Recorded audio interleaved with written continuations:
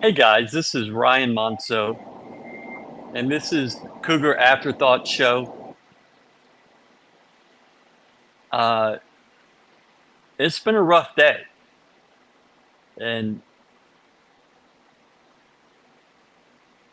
U of H has gone through the gauntlet of emotions. The people uh, in football, especially today, three former football players were killed this morning. Another was in the incident. We don't really know what happened to him, but DJ Holden, or excuse me, wow, DJ Hayden and Zach McMillan and Ralph um, Aweguru, and I apologize for that. Uh, and then Jeffrey Lewis was also in that incident. The police report says that he was in stable condition and was talking to police. Um, and I don't really know how to address this. I don't know how to talk about it because we really don't have full details, even though it's been 18 hours, 20 hours since the incident, the wreck, we don't really know what we know. And we wanted to talk about it once we got on the air.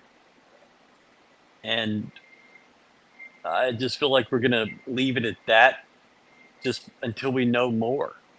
And, we're searching for answers just like everybody else. It doesn't make sense. But yeah, so we're going to go ahead and get started, and then we're going to get into football because it was a long day, and talk some basketball as well. Here we go.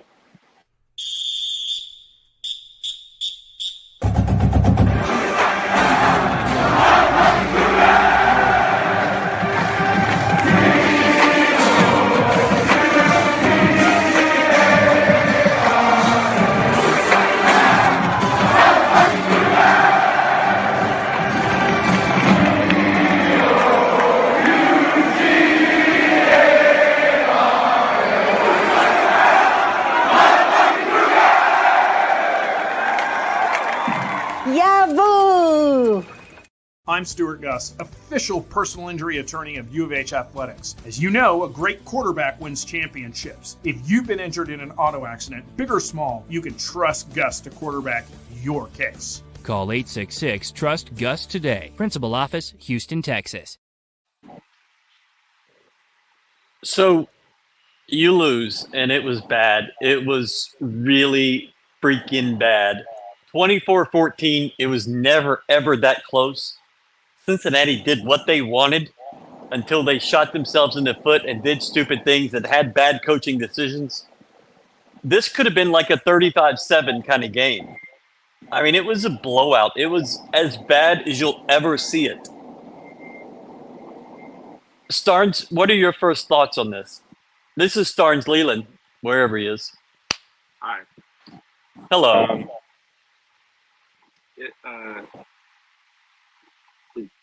I think both basketball and football games, it just came out. There was no energy, and basketball bounced back. Football team did not, and they had just a terrible, terrible offensive performance. They had one good drive really in the end of the first quarter, beginning of the second quarter. That was it. After that, it was done. They had basically a garbage time one in the end of the It took quarter. 5 minutes and 25 seconds. Yeah. Basically running clock, which makes no sense at all. This is now, we go back to, I guess, the second half of the Texas game. This is 3.5 games with bad offense. I think the Baylor game, they were bad. Okay. Kansas State was terrible. This was really bad. In Texas, you really only had 10 good minutes of offensive football because You were shut out 21-0 in the first quarter. And after you scored early in the third, with 12 minutes to play in the third, you scored 3 the rest of the game. And they get shut out at Kansas State, and then 17 in regulation at Baylor, and then 14 here. Knocked over a bottle of water. Let's hear some sound from Dana, if you don't mind. Do you mind? Do you want to do that? Maybe don't do mind. that? Oh, okay. I asked Dana a question. We started off this press conference, and in his introduction, he said that he thought his team was ready. And you've heard that a lot this year. He said it after UTSA, which they won, and Rice, which they didn't, and TCU, which they didn't, and Tech, which they didn't. They did start well. And he keeps saying, I thought the team was ready. We did the right things going up to it. They looked right going up to it. And I tried to ask him what I thought was a reasonable question. Take a look. First question, Ryan. How do you misjudge how ready your team is? I don't know. You're asking a question. Honestly, I mean, I'm not. You're asking a question that nobody has answers to. You know, you don't know. You asked this question in warm-ups. I think we had good warm-ups. We're ready to play. We get our ass kicked. You know, man, it seems like we're flat and we win by a lot. I don't that method, that formula. If you could figure that out, you'd write a book and you'd never have to work again. You can't figure that out. I'm sorry, I don't have an answer for that. I thought we were ready to go. Guys were locked in on Thursday, Friday. You know, didn't look good. It's Big 12 football. It's going to be hard every week. It's Big 12 football. It's going to be hard every week. It doesn't matter that you played an AAC team that hadn't won a Big 12 game, that hadn't won a conference game in almost 365 days. I think it was 357. This was bad, and the excuses were worse. I thought we were ready. I thought we did everything right. What do you take out of that? I don't know. I mean, there's just. I mean, they obviously weren't, and you know, there's to say that, you know, I don't know however many times he said it, and to have the result, there's just something's got to give, if that makes sense. Like there has to be, you know, I don't know what that thing is, but you know, it's very obvious. You know, it's been pretty obvious in a lot of these games that they didn't come out ready. Didn't come out at Rice, not Texas,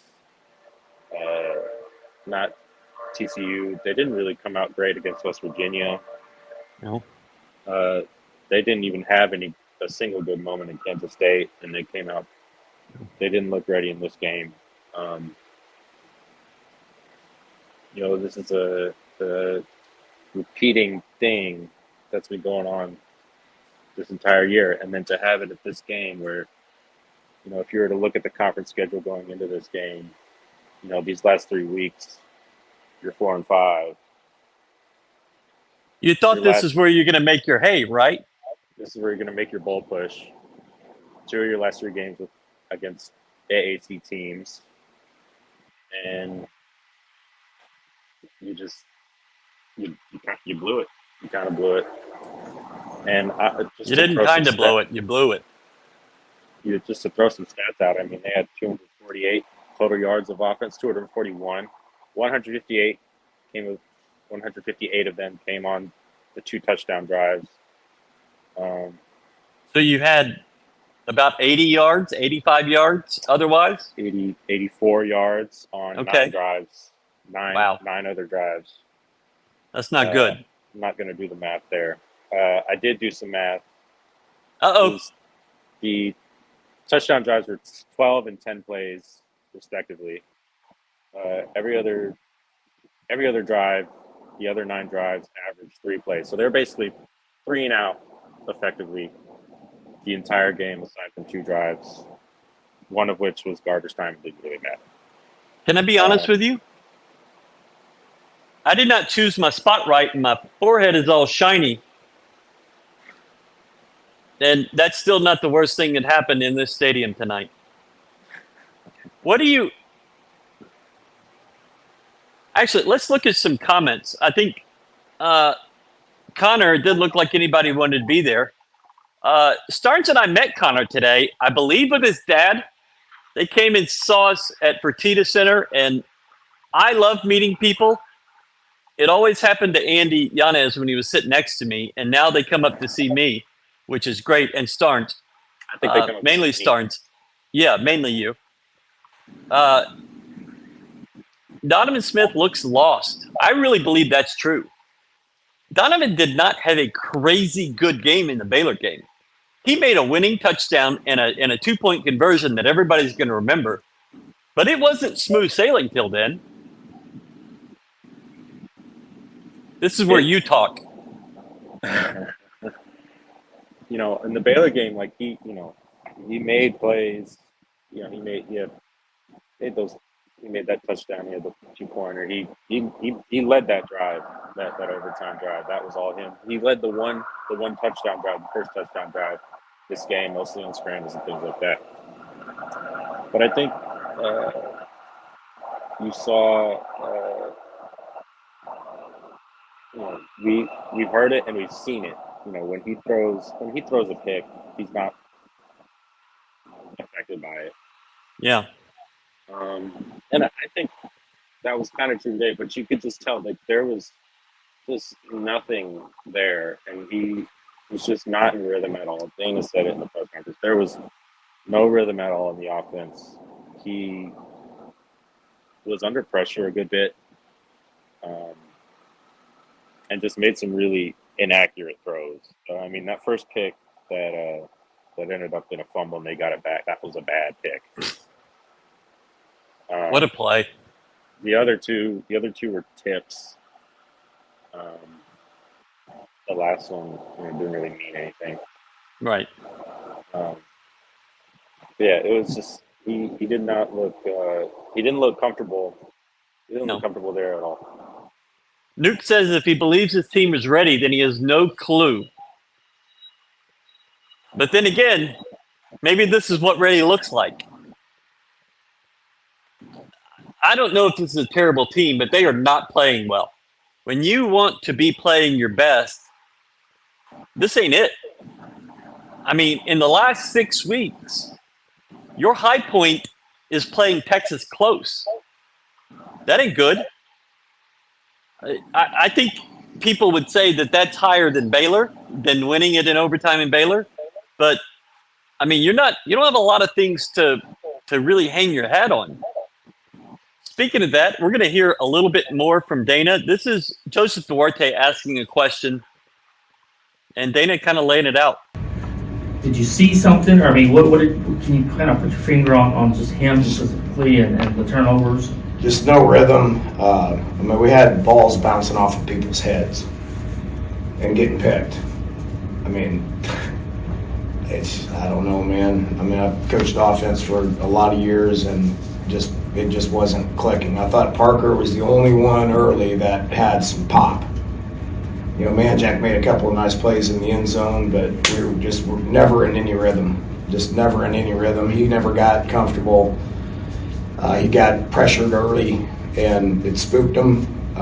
His scrambling ability led us to a touchdown early.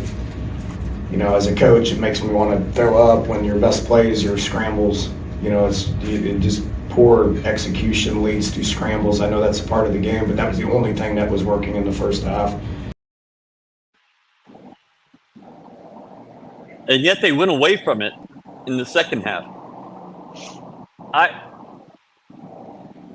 I'm trying to find something in my head to just jogging. Like, what was the highlight tonight? It was The final buzzer is all I can think of. no, it was Lane Wilkins juking out the defender and pinning them down at the 7. And the 61-yard punt. A punter not getting tackled being the highlight of your night can't be good. And a lot I thought it was of what pretty you awesome. saw. No, that was great. That was awesome. That was a great play. Made punter look like athletic guy. But yeah, there's just not a lot to hang your hat on. Where is the urgency? Where's the attack? Where's the aggressiveness? This does not. This just looks like a defeated offense. Dana basically just wanted to get the hell out of town late in that game. In the last 9 minutes, after Cincinnati had scored their to go to 24 points or whatever, there was no sense of urgency. They just basically ran a ball control, kind of see what we can do. I don't think he's getting the X, and maybe I'm completely out of touch. And maybe it happens, but I'm not going to be the first one to report that because, I mean, I'm just not going after it because I just don't think there's any sense of need from the athletics department in the school to get rid of him, to fire him. And, you know, they've let a lot of things go on in other programs and other teams and accepted mediocrity. I haven't seen anything that suggests that they're going to do something about it here. I think you'll see changes on the defense. You might see something on the offense, but I don't think it's going to be the head coach. And with this crowd and with how the lack of motivation, the lack of interest in this program, I don't see how you don't respond to that, but I really don't think they're going to. What do you think, Starns? I think there's I want to look at this comment right here. I'm going to look at this comment right here. I don't think they will. No, the numbers are going to crash because of the schedule gets way worse.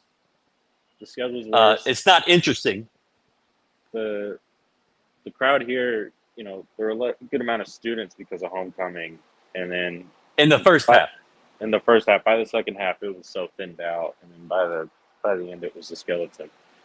You know, there's not a lot of, there's barely any excitement really about this football team.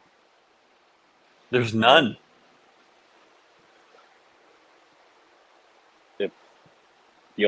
I don't know how you do it unless you just in these 2 weeks between now and next year. I don't know how you drum it up. Yeah, I don't. It's a tough predicament. Well, it's one they have created. Yeah. And your head coach admitted last week that recruiting is pretty much done and they've kind of just moved on. The ship has sailed. And they've sailed on offense and really on defense. I mean, Cincinnati ran long drives. And if they just weren't completely incompetent, they would have blown you out by a huge number. But this is their first Big 12 win. Their players were on the field. Some of their staffers were on the field celebrating it, taking it in after the game. That's freaking embarrassing at homecoming. You can't let that happen. But you never were in this game. From that first drive, it never felt like you were anywhere in the game. I'm going to get mad.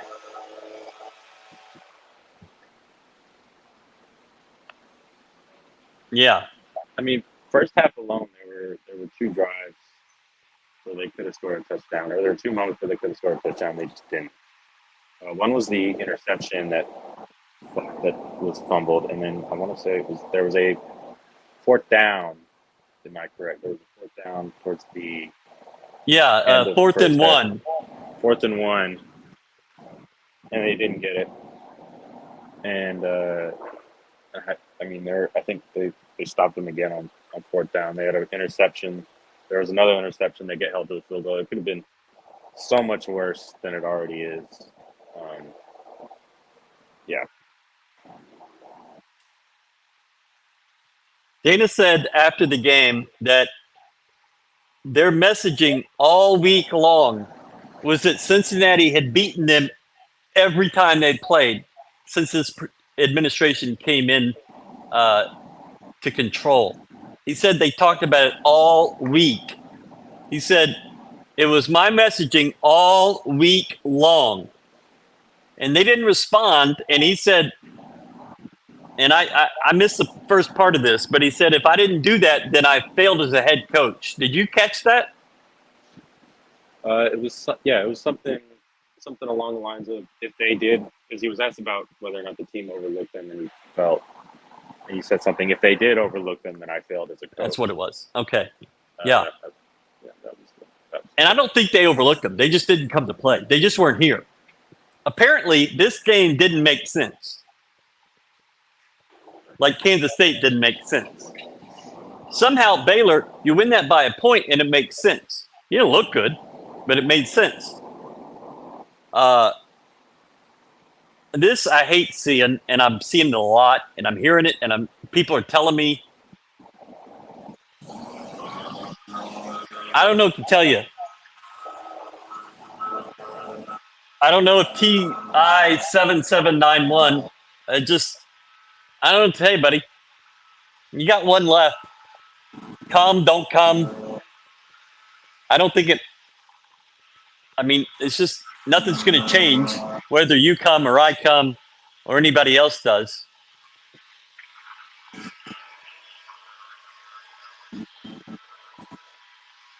I don't know. Here's the thing, Gary. If you fire him just to fire him and you don't get the next hire right, you're no better off. In fact, you've given a bad hire 4 or 5 years, just like you've given Dana. I mean, you're going to have to give that guy time. If you think that this is a mess, like you thought Major Applewhite was a mess, then you've got to give him time to figure it out. And my thing is, do they find the right guy? Because over the last 12 or 14 years in men's basketball and football, more often than not, they have not found the right guy. Tony Levine wasn't. Major Applewhite wasn't.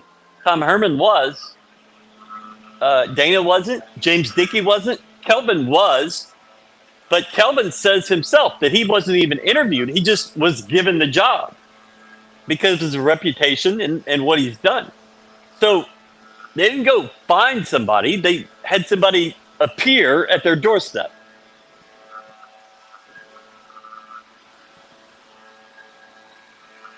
That's right on the nail. It's right on the head.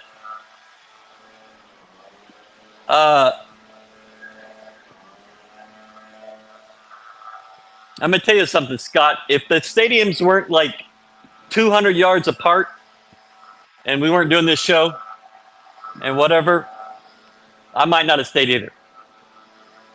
It was cold. It was cold in there. Okay, so that's another thing. And y'all don't give a shit about this. I know you don't give a shit about this.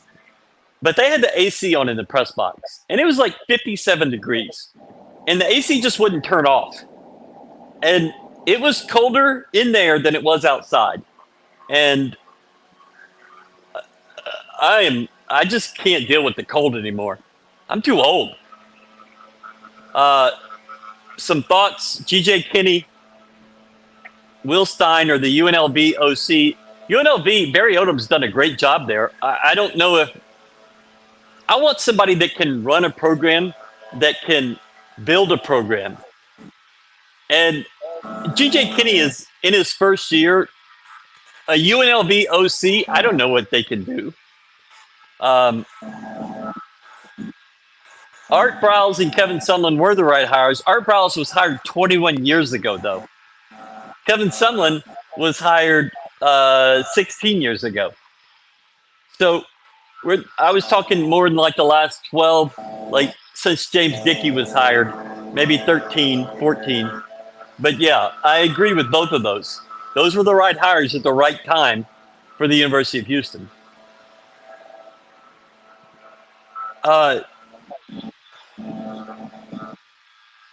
I think U of H had 241 yards tonight. They had 208 against Kansas State. It's bad. I think this was worse than Kansas State. We ran a poll that lasted 1 hour, and 293 people voted in it. 63.5% said this was the worst loss of the Dana Holgerson era. 36.5% say it was not. We lost to Rice this year. Are you high? You went to overtime with Rice. You never had a chance here. Rice is Rice. Rice 23, Kansas State 23, SMU last year, Tulsa last year, Tulane in year one. Tulane in year one was a last second kind of Hail Mary. SMU last year, that was bad, but you scored a lot of points. You scored 7 points and 7 points in garbage time here. Rice, Tulsa, K-State, Rice, OU 2019. That's a new one. Cincinnati, Rice. Okay, I think they think Rice. Rice.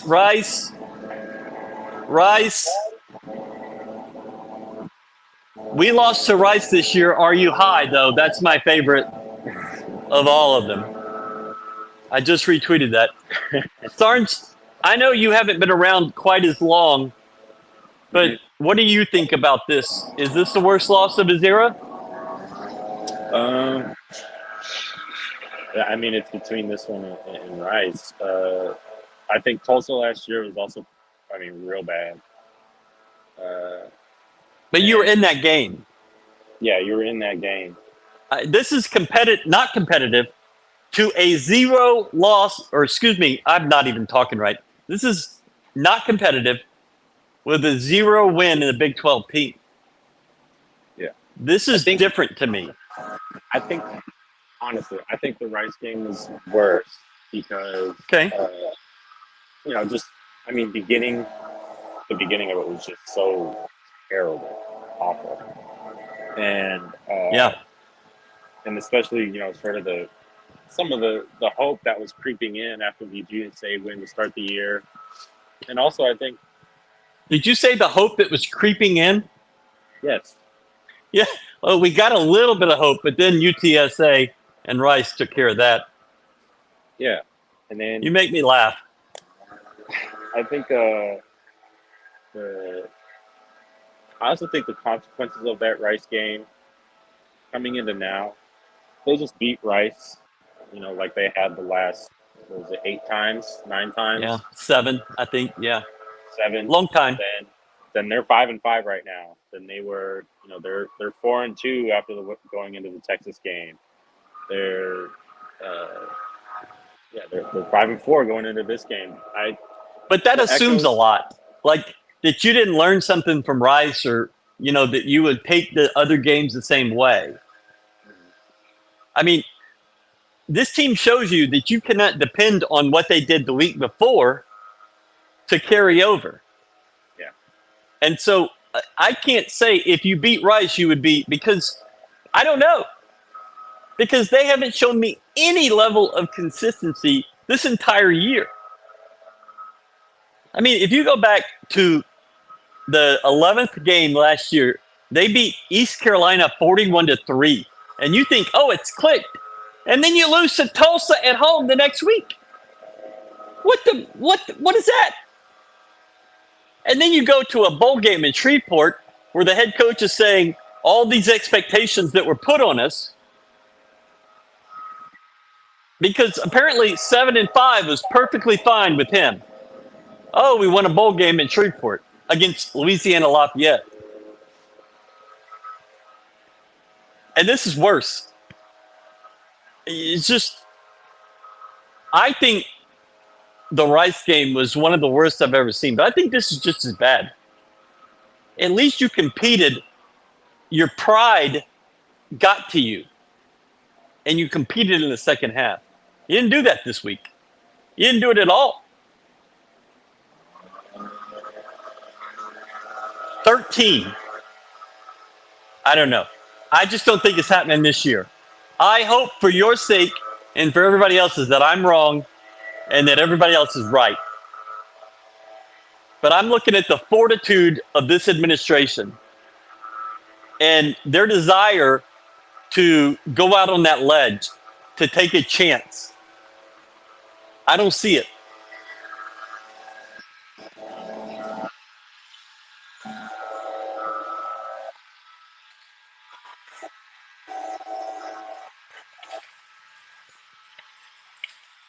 I don't know. Starns, what do you think about that? Eric Patterson did good at TCU. That's all I have to say. I wouldn't love going to a defensive coach, but that's a Hall of Famer. You make that call, you take that call. 100%. So, how about we talk basketball? Does that sound fun? That sounds fine. Give us 15 seconds and then we'll do it. I'm Stuart Gus, official personal injury attorney of U of H Athletics. As you know, a great quarterback wins championships. If you've been injured in an auto accident, big or small, you can trust Gus to quarterback your case. Call 866-TRUST-GUS today. Principal Office, Houston, Texas.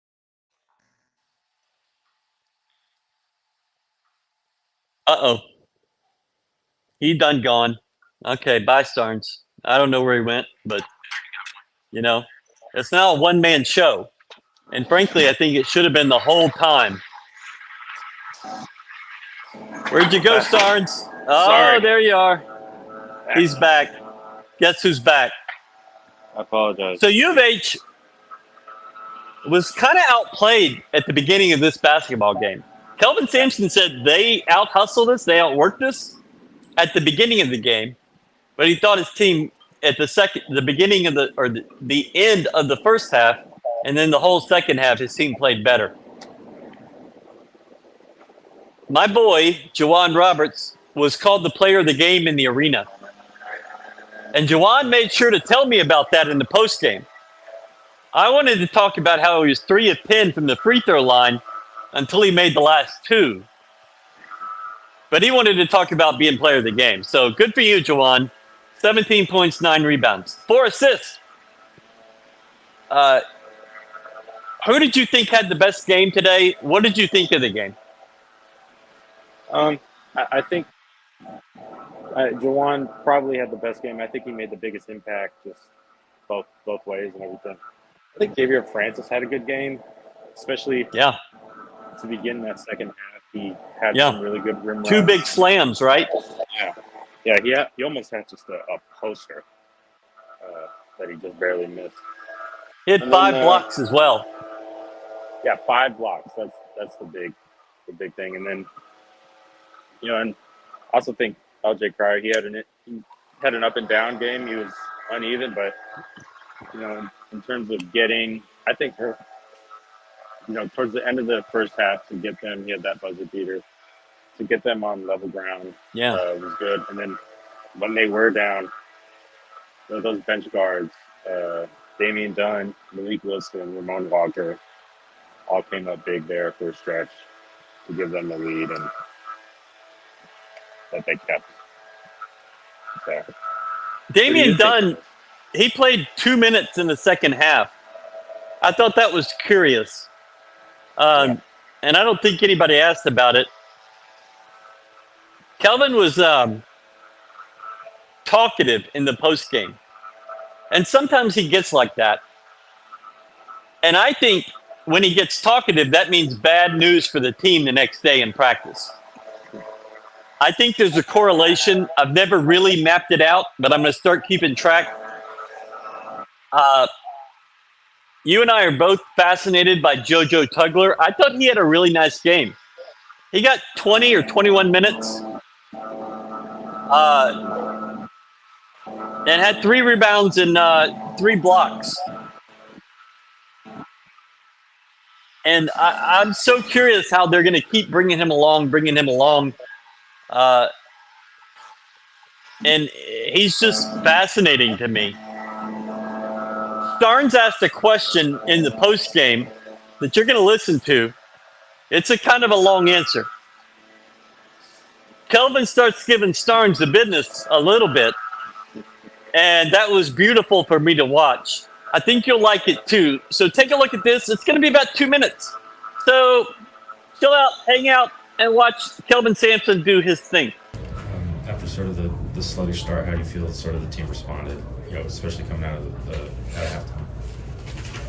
halftime. About like you did. I can tell your thoughts, Starnes, by the questions you asked. You liked that start, that second half, didn't you? I did too. I thought the start of the game was sucked.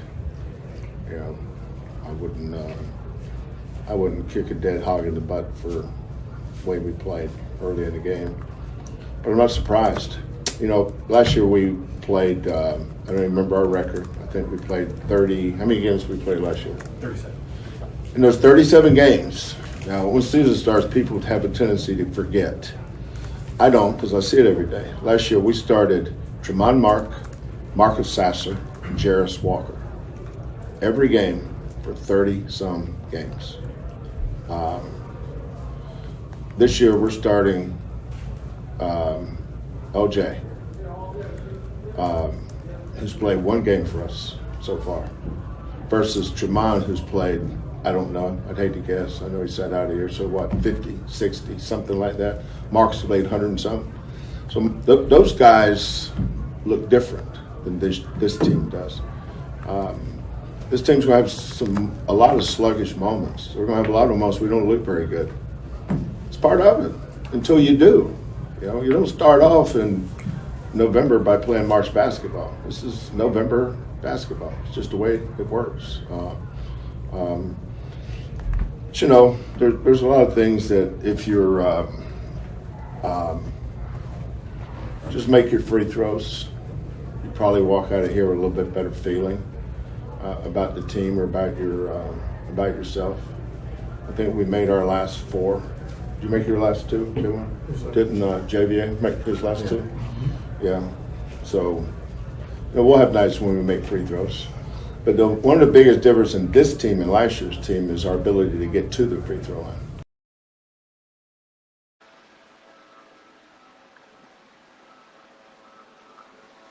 I love hearing him talk, and I can sit in there and listen, and the shorter the question, the longer the answer, the better the answer.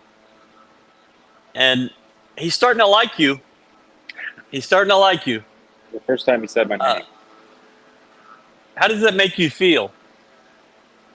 I was really confused at first when he said probably. He said probably the same way you did, and I was like, I don't know what that means. And but then he clarified, saying that he could. Then he said that he could tell the way I think by my questions, which again I don't know how to feel about that either. But Yeah. I thought it was funny. I thought it was a funny little interaction, and he gave a good answer. I've been around him for a long time, and the TCU game was the first time he's ever gotten my name right. He's called me things, but it's never been right. But I had an interaction with him in the TCU game going down on the field, and he grabbed me by the shoulder. He's like, Ryan. And I was like, who are you talking to? Like, me? I said, Ryan. And I didn't really hear anything else he said because he got my name right. And now when we talk, he drops Ryan. It's kind of funny. I appreciate that guy so much. I spend more time with him than I've ever spent with another coach. We spend more time with that team than I've ever spent with another team. And it's there's not a ton to talk about in this game. It's a blowout. It's November, your second game. You did what you had to do. You'll be right back here Monday night doing this again. I think the football game is a lot more interesting to talk through. The free throw shooting was bad tonight. Yeah. But like Kelvin said, there's a lot of attempts. If you get 34 attempts, which is what they had tonight, you're going to win a lot of games in the Big 12. If these guards keep driving to the hole and keep drawing that contact, you're going to be in a really good spot. You can, I think, especially with Damian, he's a great, just a dribble drive guy. And Jawan is grabbing drawing fouls at it. I think one of the things that was interesting for me was, they're letting JoJo play a lot. He's played 20 minutes both games so far. But I think in sort of that same vein, they've let Pryor out there for a long time with the second unit and just running the offense. He's played 30 minutes each game. Yeah. And a lot of that is just him without Jamal Shed. Jamal's not even played 20 minutes in the game yet. And I think he's played like 5-6 minutes in the first half of both games. And I think that's partially it was because of fouls on Jamal today. But I think a lot of that also has to do with just having LJ out there and just letting him figure out how to run the offense. I think a lot of the reason he came to Houston, or he entered the transfer portal, was to be a little bit more of a ball handler, a little bit more of a point guard. And, in Houston, he's not going to get that with Jamal Shed on the floor. But when he's off the floor, it's LJ's offense. And so I think watching that is interesting. Watching them sort of figure that out. Yeah. Malik Wilson played quite a bit, 17 minutes. Yeah. And he's fascinating. Ramon Walker had a great game. And I think I might call him the player of the game. He had 8 points, but he had 7 rebounds. He felt like he was everywhere. He did something today that I don't think I've ever seen. Ryan Elvin was on the floor, and Ramon Walker was like, no, I'm taking this shot. You can wait. You can get yours, but I'm taking this shot. And you basically, when Elvin gets on the floor, because of the crowd pressure and whatever, and the guys really do like him, everybody tries to get him a shot. But Ramon was like, nah, I'm going to take this first one. And I find that funny. That entertains me. Juwan Roberts is 6'7", plays 7 feet. And what I think he means by this is that he's a terrible free throw shooter. He was 3 of 10 until he made the last 2. He's basically Shaq. He's not going to watch. Just kidding, Juwan. Oh, well, he liked all it. When we tweet about him, he sure likes it. And I'm going to make sure he sees that. Where you at, Juwan? Where you at? I love that guy. So let's go back to football just a little bit here.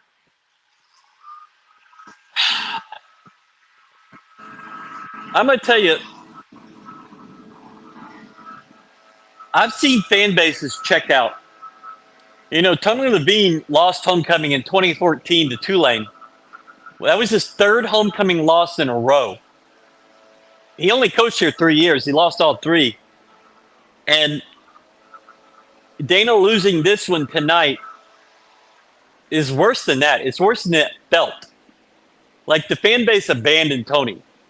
The fan base never really embraced Major.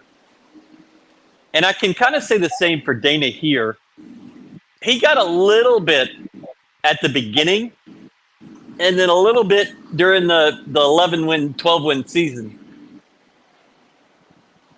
But at the first sign of trouble, the fan base kind of pulls back. And they had done that before Baylor, and Baylor really didn't bring anybody into the boat. You didn't see many people at Baylor. And you didn't see anybody here tonight. Do you think there's any way for Dana to get the fan base back? It wouldn't. I don't think it'll happen. It won't happen until, a lot has to happen next year, I think, for everybody to get back on board. It's not going to happen this year. I don't, Oklahoma State, an Oklahoma State win is just not big enough. UCF win is Not not big now. enough. A bowl win, whatever it would be, is not big enough. They'd have to really, I think, show some things in the first however many weeks of next season and really improve. Well, you get OU early on next year. That's the first. You have to go there. Yeah. I don't know. I'm going to be honest. If I think about what the parameters will be for the administration to say yes or no to Dana for another year, I don't know where losing the fan base comes in. You gave up on recruiting for this year, high school recruiting. Your record nosedives, but it's not the record. It's how you look on a week-to-week basis, how you come out to start a game, how you come out to start a half. It's the fan base. It's allegedly you had all these tickets bought, but where are they? Where'd they go? They didn't show up. They were here for UT, but there was a lot of orange. And I just don't know what's going to be the metric that gets him back or doesn't get him back. And I think this is true. It was quiet. Tailgates in the stadium. The energy at basketball was not good. After I thought it was great Monday night. And so I don't know, we're not a show that says fire him or keep him. We're just, let's present the facts as we know them. And they might align with the fan base. They might not. I just don't see it happening. Maybe it does. Maybe I'm completely wrong. But I don't see it. Do you see it? I know less than you do, to be honest. Uh-oh. That ain't good. I know as much as you do, but I'd be surprised. I'd be surprised. I'm going to be surprised at whatever happens. I'm going to just tell you that. I don't know what's going to happen, and I'm probably going to be surprised by it. How about we do some questions? Do you have any for me? When was the last time the offense at U of H was this bad for this stretch of time? Major in 2017 was a pretty bad offense. He brought in Kendall Briles for 2018, and the offense went like this. But they went to Tulane and scored 17. They lost 20-17. I'm trying to think of what other games. That was just a really crappy year. And in 2014 and 2013, you scored, I think in Tony Levine's 3 years, you scored one touchdown or fewer 9 times. That might be wrong. It might be 7, 8, 9, but somewhere in there. But I think this is worse. Donovan has shown, Tony had a freshman quarterback in John O'Corn, and then he had Greg Ward for the second half of his last year. But that first year, he didn't really have a quarterback. And you thought at certain times this year that Donovan could be turning into that. But this week, Kansas State, late in the UT game, most of the West Virginia game, most of the Baylor game. I mean, it ain't felt like that.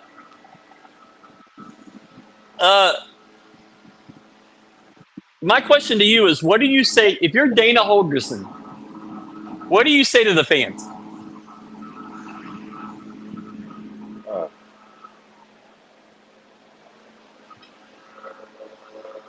I don't know. Don't sell the tickets to the other team. At least to fans of the other team. I don't know. You'd have to like sell. I feel like people on, because with the recruiting class being what it is right now, you'd have to sell them on that. The 25 and 26 class are going to be out of the park, home run kids, or that this transfer portal,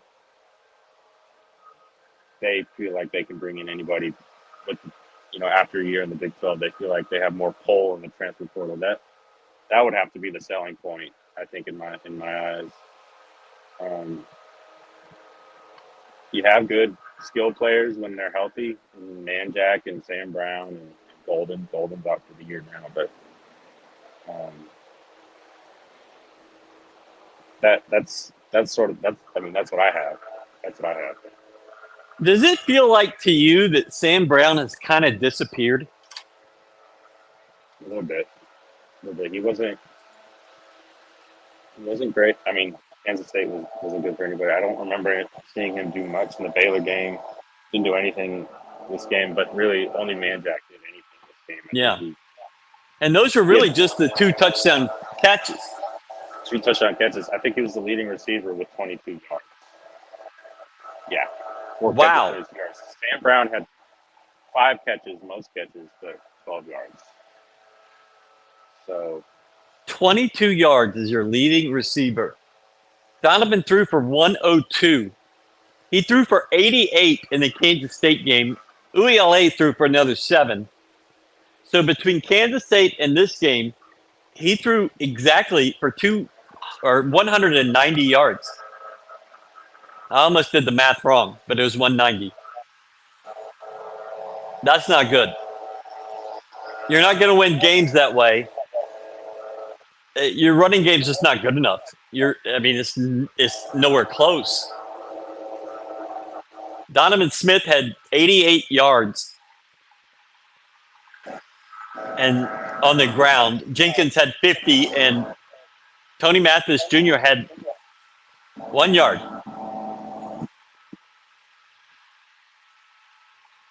I mean, I don't know where you get your offense, but it's not happening. And it's pitiful right now. There's no way to shine it up. It's just bad. Do you have any other questions? I want to talk more about that juke punt. I just thought it was incredible. I mean, it looks smooth, and then you're going to be the asshole that's talking special teams on a podcast now. We're going to see those numbers just go down and down and down. I'm usually that guy, but you be that guy. That's fine. Just a line drive, and then it got the good bounce all the way into the 7. Well, it really did. Immediately on the next play, I think busted a 62-yard run. Yeah, they did. Scored on that drive, but I just think it was an incredible punt. It really was. Can I admit something? Sure. So I tweeted about U of H hadn't really scored any points since the first drive of the Texas second half. They had 3 points after that in the UT game. They didn't have any in Kansas State. They scored 25 at Baylor, but 8 of those were in overtime. And so they shouldn't count in the quarters that I tweeted. So I was wrong. So you scored 14 today. You scored 17 last week. And then you scored 3 in the Texas game. So over the span of almost 14 quarters, you scored 34 points. That's not good. Did I do the math right? 3, 17, that's 20, and then 14. Yeah, 34. Yeah, okay. Yeah. All right. I mean, think about that. That's a little over 2 points a quarter. Not good, Jim. Nope. Not good, Jim. All right. So I think that's kind of done it for us. there's going to be a lot more ranting and raving about this football game, this football program. We're going to have quite a bit on this. We're going to have basketball Monday night again. And then you go Tuesday, they fly out, is what Kelvin said, and play Thursday, Friday, and Sunday in Charleston. And then you have a football game back here next Saturday. I think if they let them play, the Big 12 just might say, nah, you're good. Who knows? But that's Starnes Leland. He's the sports editor of the Cougar. I'm from GoCougs.com. Starnes, thank you. This was almost fun. It's always a good time to spend time with you, though. I appreciate that, and it's likewise. Anything, buddy. Thank y'all. Let's do it.